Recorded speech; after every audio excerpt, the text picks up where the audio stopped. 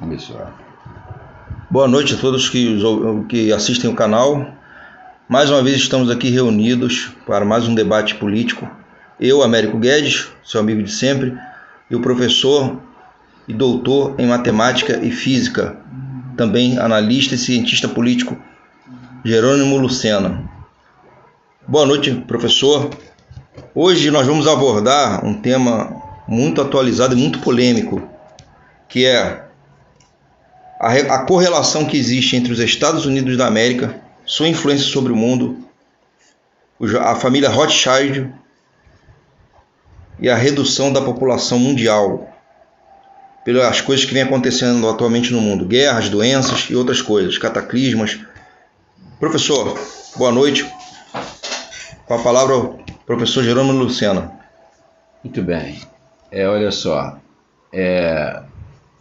o que a gente tem que observar é o seguinte: isso já é uma coisa notória, eu digo isso já há muito tempo, mas isso é uma coisa notória, de todo mundo dizer que os Estados Unidos é o câncer do mundo. Isso aí, há anos que se diz isso, né? O próprio Fidel Castro também, quando ele instituiu a liberdade de Cuba, a independência dos Estados Unidos, ele também se utilizou dessa frase. E realmente é o que nós estamos vendo. Se a gente for analisar o que fez os Estados Unidos, ele dá um bloqueio de mais de 60 anos em Cuba, ele dá bloqueio na Venezuela, ele dá bloqueio no Irã, ele destruiu o Iraque, ele dá golpe no Brasil, ele dá golpe na Argentina, ele dá golpe em todos os países latino-americanos. Quer dizer, então o que você vê que, na verdade, a única coisa que os Estados Unidos fez no mundo foi justamente praticar desgraça, dominar os países, destruir a sociedade como um todo, destruir o Estado e assaltar a riqueza dessa população.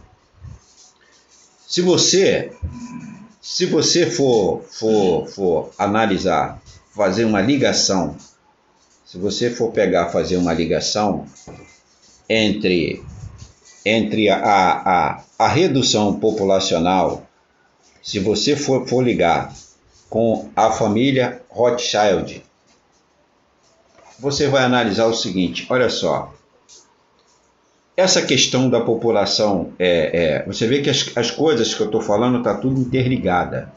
Não dá para você diferenciar uma coisa da outra. Se você observar, qual foi a lógica da família Rothschild? Todo mundo sabe que essa família, né, isso tem vídeos aí no YouTube que mostrou que foi um alemão, né, que mudou até de nome, o nome inicial dele não era esse, e judeu, e ele começou a criar a cultura das guerras entre os países para ele financiar, e depois de financiado ele cobrar esse dinheiro de volta com juros.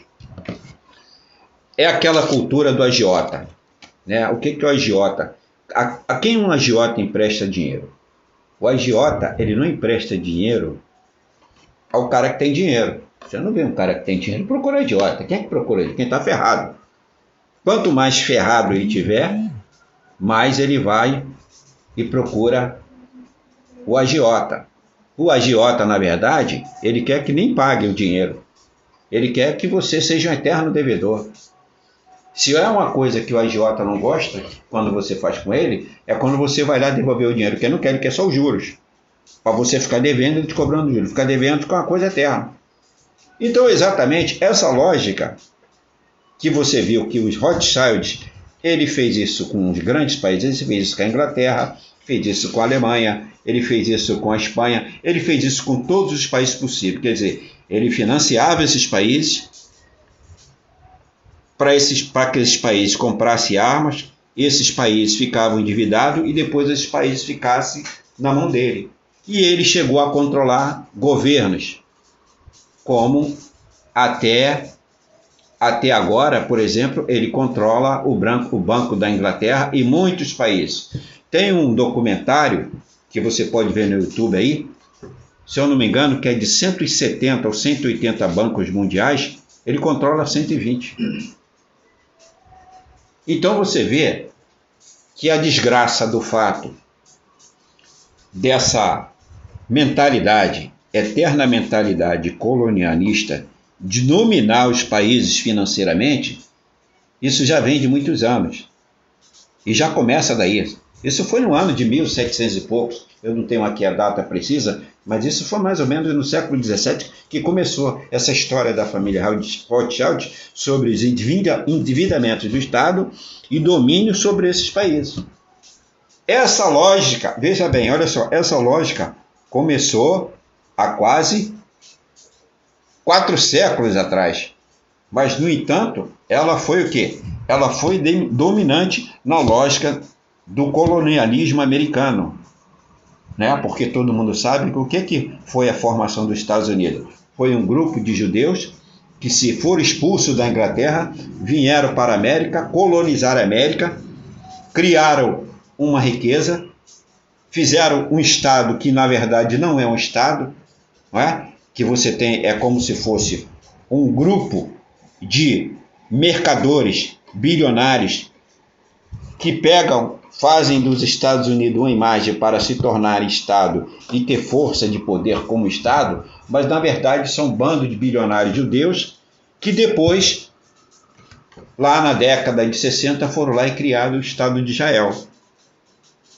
Então, essa lógica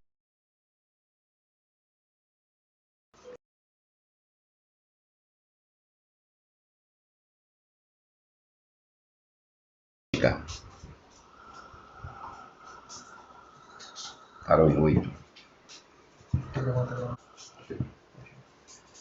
Então, o que acontece é o seguinte, essa lógica, veja bem, por que que os Estados Unidos hoje é o país mais endividado do mundo? Porque ele fez exatamente como o Rothschild fez. Só que na época do Rothschild ainda, teve estados que conseguiram. O Rothschild ele conseguiu acumular capital. Veja bem, eu falei para vocês, são 4 séculos, cara, são 400 anos. Eles fazendo essa prática de roubar o Estado, financiando guerra e acumulando riqueza do Estado. Então o que aconteceu? Os Estados Unidos tentou implementar essa mesma lógica, começando aqui pela América Latina. Então o que ele fez? Ele dividiu a Colômbia em 2 países. Todo mundo sabe que Colômbia era um país só, não existia Venezuela. Era o único país. Ele foi lá, ele conseguiu pegar a Colômbia, dividir em 2 países. Faz a manipulação da população, cria guerra entre as populações de si e faz a divisão de país. Da mesma forma ele fez no Vietnã, da mesma forma ele fez na Coreia, não é isso? Da mesma forma ele fez lá no Kuwait, que era um estado do Iraque. Aquilo ali também foi retirado do Iraque. E a história oficial distorce tudo. Exatamente. Dizendo que o Saddam Hussein invadiu o Kuwait e tal. Isso, sem contar que depois ele foi lá e destruiu o próprio Iraque e roubou o petróleo. Aquilo ali é latrocínio, roubo seguido de morte. Eles invadiram o Iraque, criaram aquela situação do 11 de setembro para justificar uma invasão militar com o argumento de encontrar armas de destruição em massa, que nunca foram encontradas, porque não existiam. Foi uma desculpa para invadir o Iraque, roubaram o petróleo do Iraque e estão lá instalados até hoje. Isso aí é latrocínio, roubo seguido de morte. Então é o seguinte, veja bem. Então você tem como legado, dos Estados Unidos essa mesma lógica aí da família Rothschild. Então qual é o objetivo número 1 deles? O objetivo dele número 1 é ter um domínio permanente sobre o mundo.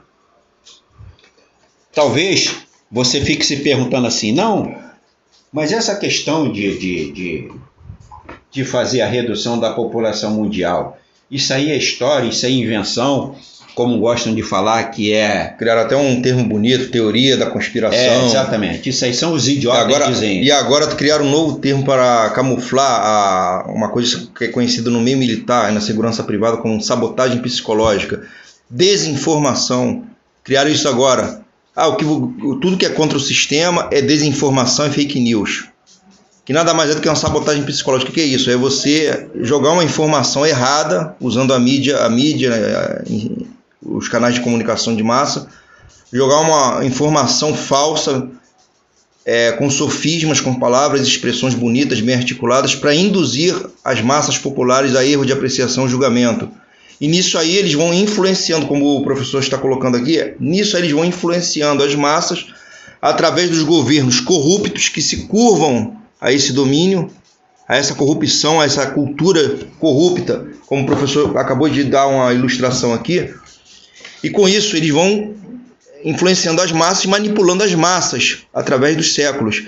E fazem o que querem, criam situações que não existem, e depois de divulgar através da repetição, que é até um método nazista antigo, do antigo ministro da propaganda do Hitler, que dizia o seguinte: a mentira dita e repetida 99 vezes, ela se transforma em uma verdade.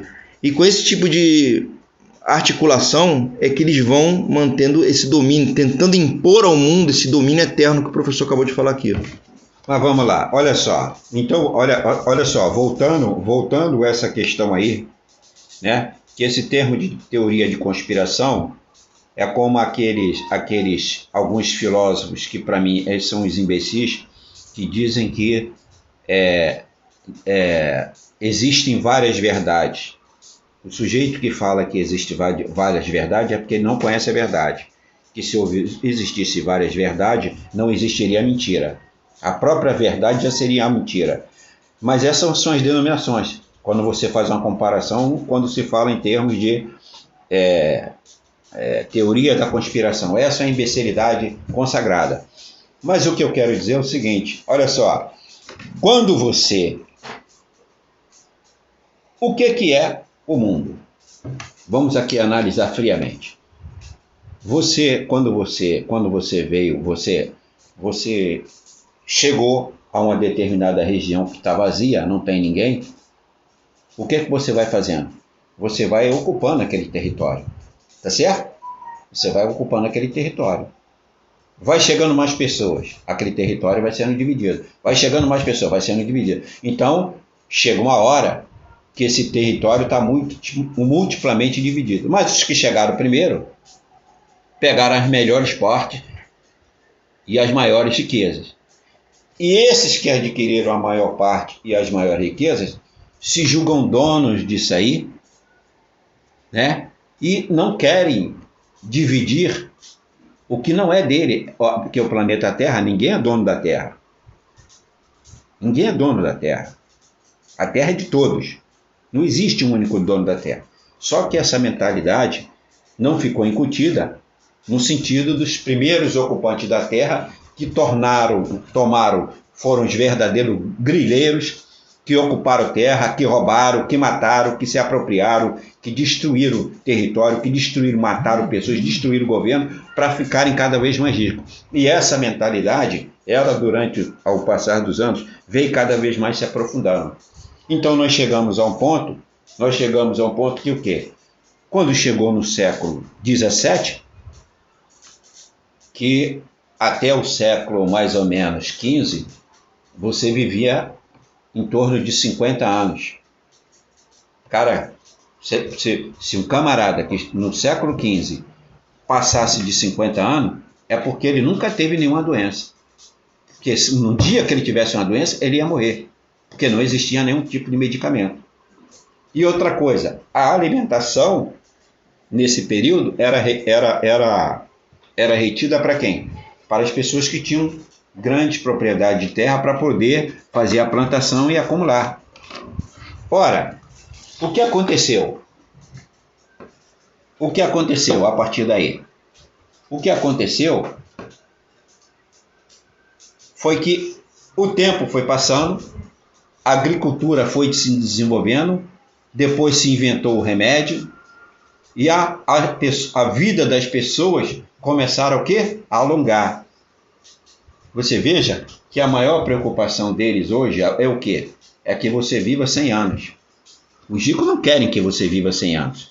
Qual é o interesse de uma pessoa que tem poder e riqueza hoje? Ela quer que você viva o suficiente para você prestar serviço para ela que depois morra. E sob qualquer condição.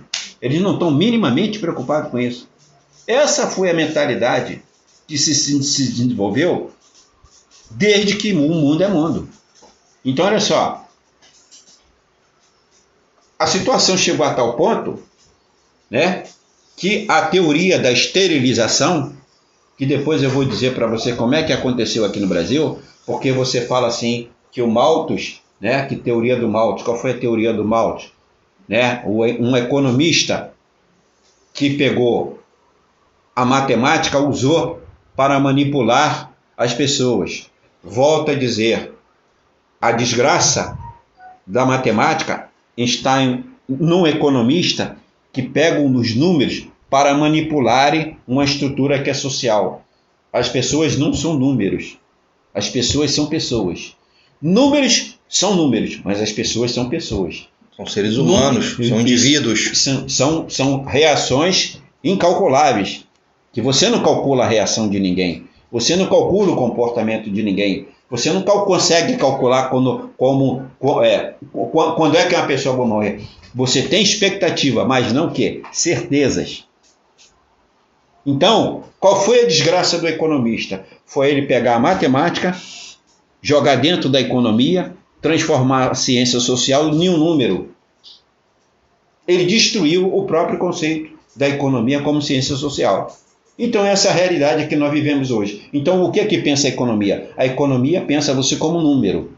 Você é mais um que serve enquanto tem utilidade, depois deve ser extinto. Uma peça que serve ao sistema para dar lucro, apenas isso. Quando não dá mais, tem que ser extinto. Descarta. Exatamente. Ou extingue. Então, isso aí já está o grande processo de a teoria da eliminação da população humana.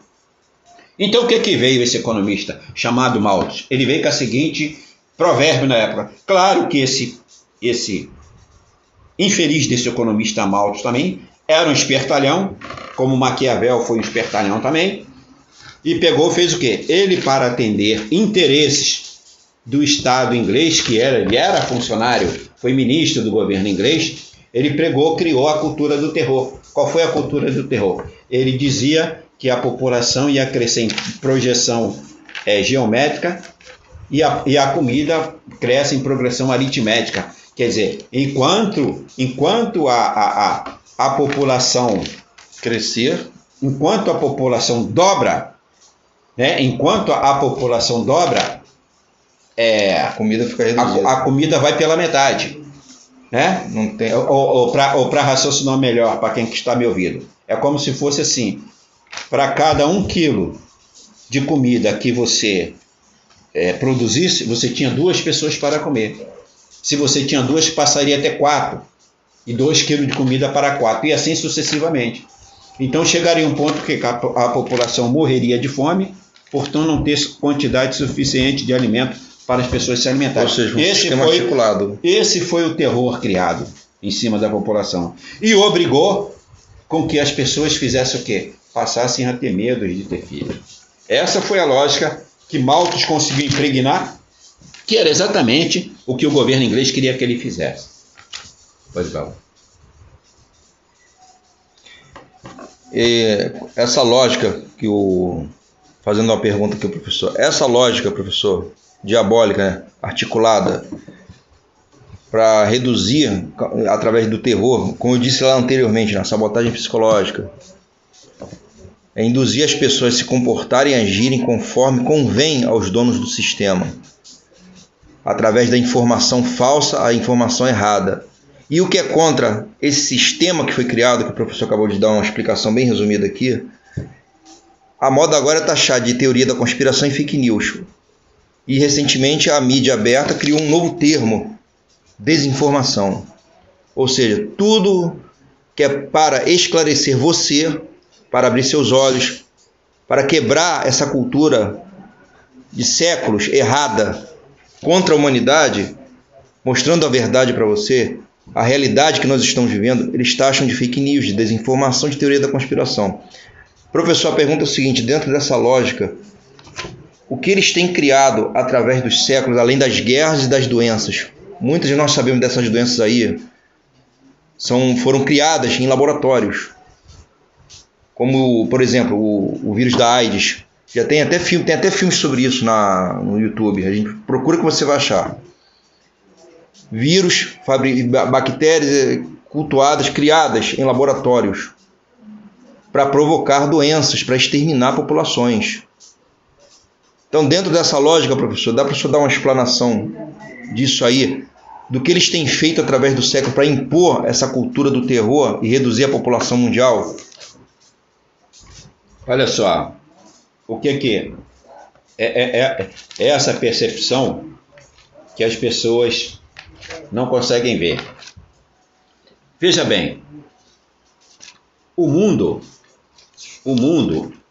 ele é constituído por uma, vamos dizer assim, sempre a maior parte da população mundial vai ser menos esclarecida, sempre.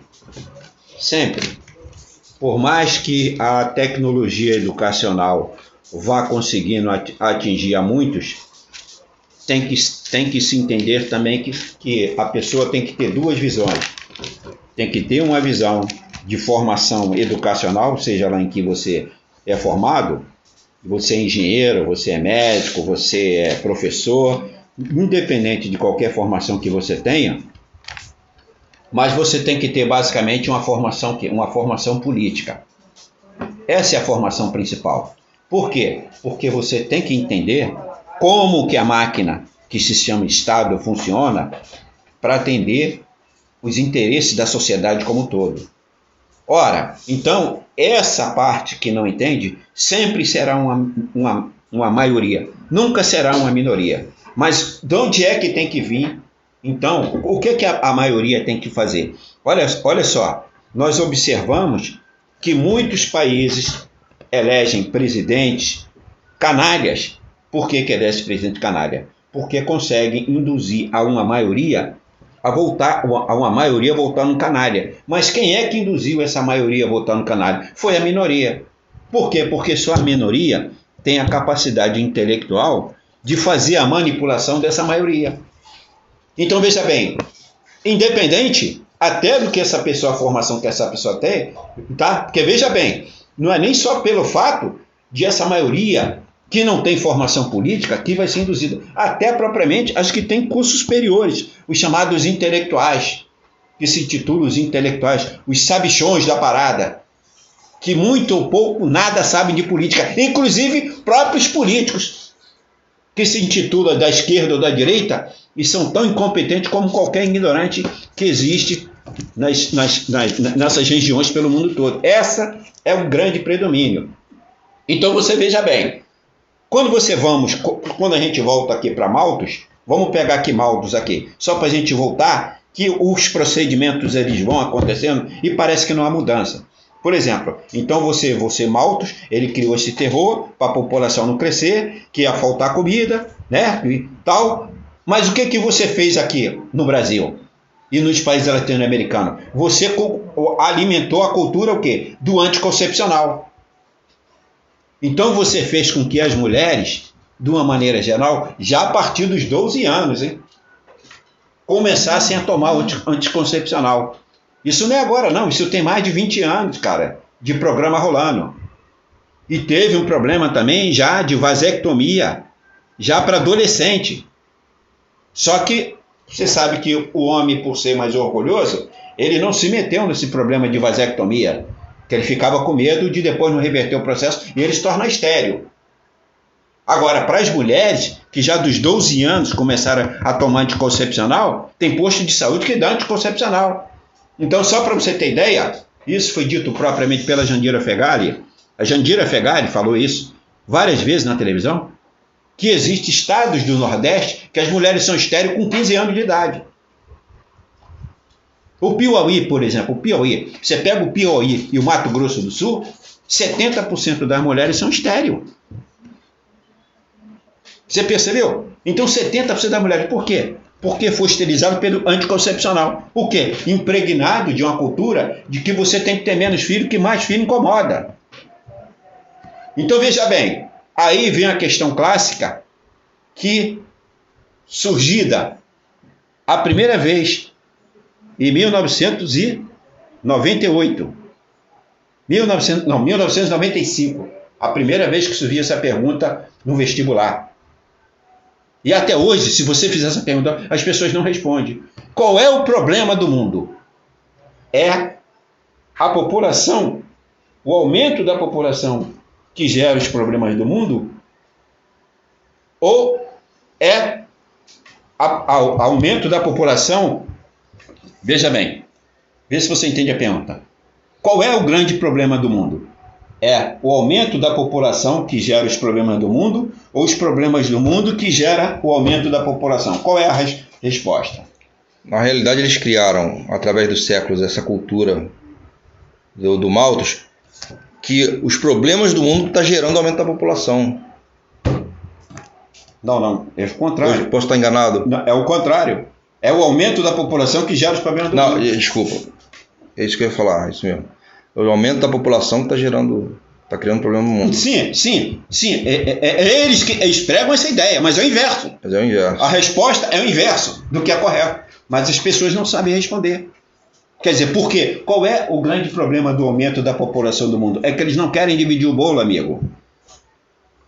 O bolo tem que ser todos para minoria e o farelo para muitos. Ou seja, eles criaram uma cultura que agora o tiro está saindo pela culatra. Exatamente. Então, olha só, mas infelizmente, é o que eu falei para você, a questão da pergunta do vestibular. Se todo ano você fizer essa pergunta no vestibular, você vai ter 80% de erro, como teve na época. 80%.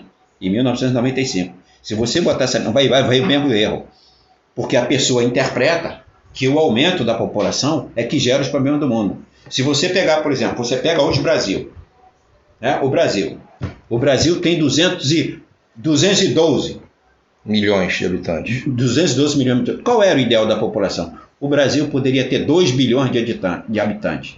E qual seria o problema? Nenhum.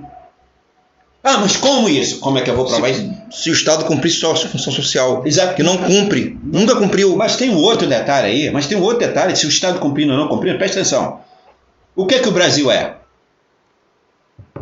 Maior exportador de carne, maior exportador de milho, maior exportador de frango, soja. Maior importador de carne de frango, maior exportador de soja, café. Então, por aí vai. O que é que o Brasil não é o maior exportador? Então, se você pegar, se todas essas pessoas que comem, só para você ter ideia, só para a China, existe 300 milhões de pessoas que consomem produto no Brasil. Então, olha só, mais do que a população do Brasil, o Brasil vende para a China. E, no entanto, aqui o cara está passando fome. Esses são os grandes filhos da puta que governam o país. Esses são os grandes filhos da puta. Ou seja, deveria exportar só o excedente. Só deveria haver exportações quando não existisse nenhum brasileiro passando fome. Mas nós vamos nos reter aqui, independente da gente provar agora por que o Brasil poderia ter 1 ou 2 bilhões, não faria diferença, independente disso, o que a gente tem que entender? Tem que entender é que esses caras que tomaram conta da riqueza, eles querem que quem não tem riqueza que se foda. Eu acabei de falar. Ele quer que você trabalhe para ele, se utilize de você até você morrer. Tá descartável. Nós acabamos de falar isso. Então é exatamente assim que a máquina vai funcionar. Então, enquanto não houver reversão do pensamento, da lógica, do pensar pelo todos, porque você tem aquele provérbio que fala o seguinte: ou damos a mão, nos unimos, para não morrermos juntos, ou se nós não dermos a mão, morreremos todos individualmente. Essa é a lógica impregnada disso. E para isso que vem essa cultura do extermínio. Aí criaram essa situação infeliz que estamos vivendo do isolamento social, a desculpa do Covid-19. Só que eles não falam que o desemprego, a fome e a miséria matam muito mais por dia do que o Covid-19. Por exemplo, eu vou citar até uma frase famosa aqui do Frei Beto, que diz o seguinte, ele disse o seguinte: se a política é a forma mais perfeita de caridade, por ser capaz de erradicar a fome e a miséria, as estruturas políticas são passíveis de severa crítica quando favorecem a desigualdade social e a corrupção. Palavra de Frei Beto. Então veja bem, nós temos aqui o seguinte, olha só, para a gente focar, para a gente terminar com essa cultura do extermínio. Então veja bem, quando houve a criação da penicilina, porque quando você começou a ver, né, porque quando Malthus pregou a cultura da população tinha que diminuir, você ainda estava com arado. Você nem tinha tecnologias mecânicas ainda para produzir, como teve. Ao passar dos anos, os produtos mecânicos para melhorar a produtividade da terra foi aumentando. Então as pessoas passaram a se alimentar mais, consequentemente o quê? Passaram a viver mais. Mas ainda tinha um segundo fator, quem? A doença. Aí quando passou-se um tempo, houve quem? A primeira medicação que era chamada polivalente, que era a tal da penicilina. Quando se inventou isso aí, muitas doenças foram eliminadas, inclusive a maioria doenças de cunho sexual, chamadas doenças transmissíveis sexualmente. Ora, as DST, doenças sexualmente transmissíveis. Então, o que aconteceu? Essa foi a questão. Quando a pessoa começou a ter mais uma alternativa para ela prolongar a vida dela, o desespero desses que eu chamo dono do dinheiro, que é o da cultura do extermínio, eles se desesperaram ainda mais. Então o que nós vamos viver hoje? Para finalizar, nós estamos vivendo numa chamada da cultura do extermínio. A Covid-19 é só mais umas das múltiplas formas de começar a eliminar a população. Essa aí não será a primeira. Nem a última. Nem a última. Infelizmente. Exatamente. Então, o que se vai se fazer? Virar daqui para frente várias pandemias, vários processos de eliminação. É isso que os donos do dinheiro são os bilionários, que você pode citar quem você quiser aí, que são os responsáveis por essa desgraça do mundo. Entendeu? Então, aliado a todos esses aí, quem é? Aí você tem a mídia, você tem o poder do Estado, que é representado pela polícia e forças armadas, que dão apoio a todas essas desgraças, e a política, fazendo de conta que está vendo alguma coisa, não está vendo nada, né? Como nós estamos vendo aqui, por exemplo, no Brasil. Falando de Brasil, você tem um ataque 24 horas por dia ao Bolsonaro. Agora ninguém fala nada da Câmara e do Senado. Peraí, você não tem senador? Você não tem deputado? E o STF? Você não tem o STF, você não tem o Poder Judiciário. E por que ninguém fala nada? Aí fica só focado naquilo. É justamente como alvo de quê? De desviar o foco exatamente, o foco dos problemas. Agora, os maiores responsáveis estão nessas três instituições que acabamos de citar agora. Então, não é Bolsonaro o único responsável por essa toda desgraça. Ninguém está defendendo jamais esse canalha e covarde perverso que chama-se Bolsonaro. Agora, as instituições são tão canalha, cretina e ordinária quanto ele, porque até agora não derrubaram ele do governo. E com todos os direitos dentro, tanto da democracia como dentro da Constituição. Esse é o processo que tem que ser exterminado. E não temos mais. A população está no vazio. Ou ela cria alternativo para praticar uma revolução e derrubar tudo que está aí, ou você viverá um eterno inferno, como todos nós estamos vivendo hoje. E uma eterna escravidão,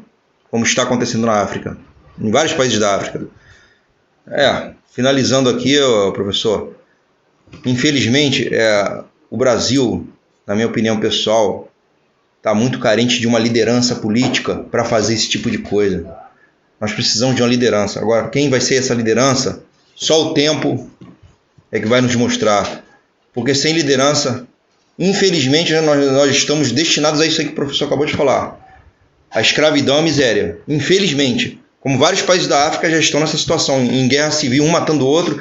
Você chega em determinados países da África, como Angola, por exemplo, Angola, Etiópia, Somália, você vê crianças de 10 anos nas ruas portando fuzis.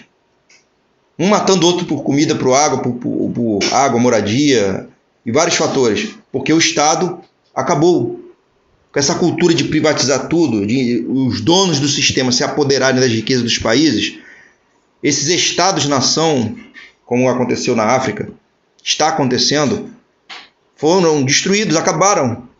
E a população está lá dividida e a guerra civil imperando e impera a lei do mais forte. Não tem mais lei.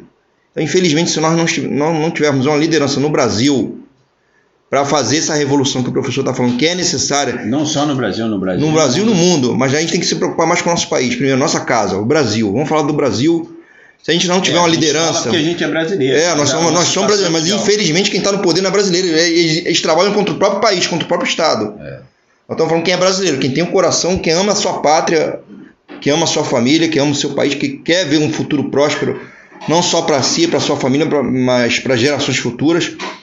Nós precisamos de uma liderança para mudar isso aí o mais rápido possível, porque a tendência é piorar. Se não tiver essa liderança para unir a população, um por todos e todos por um, infelizmente vai ser isso que o professor acabou de falar. Uma boa noite a todos aí, obrigado para aqueles que nos ouviram e que assistem o canal. Bom, então olha só para fechar essa ideia, terminar, eu queria dizer o seguinte: nós estamos de braços cruzados assistindo a nossa própria desgraça. Existem duas palavras fundamentais para a gente resumir tudo que está aí. Existe uma coisa que se chama fé e existe uma coisa que se chama fato. A fé são aqueles que ficam acreditando numa ilusão, numa esperança ou numa fantasia de que nunca pode acontecer. Agora, o fato é que nós estamos vendo a desgraça de perto e não estamos acreditando nos que estamos vendo. Então, seguindo a sabedoria de Tomé, né? Porque o Tomé foi um cara que viu, ele tinha que ver Jesus para acreditar que Jesus ressuscitou. Nós estamos vivendo o contrário de Tomé. Nós estamos vendo e não estamos acreditando. Talvez, se Tomé estivesse hoje no mundo e Jesus ao mesmo tempo, Tomé diria assim para Jesus: está vendo, Jesus? E você achou que eu cometi um pecado por eu só acreditar vendo você. E agora, Jesus? Que as pessoas nem vendo mais acreditam. Esse é o fim da história. Isso aí pode ser o fim da humanidade. Um abraço aí a todos aqueles que me assistiram.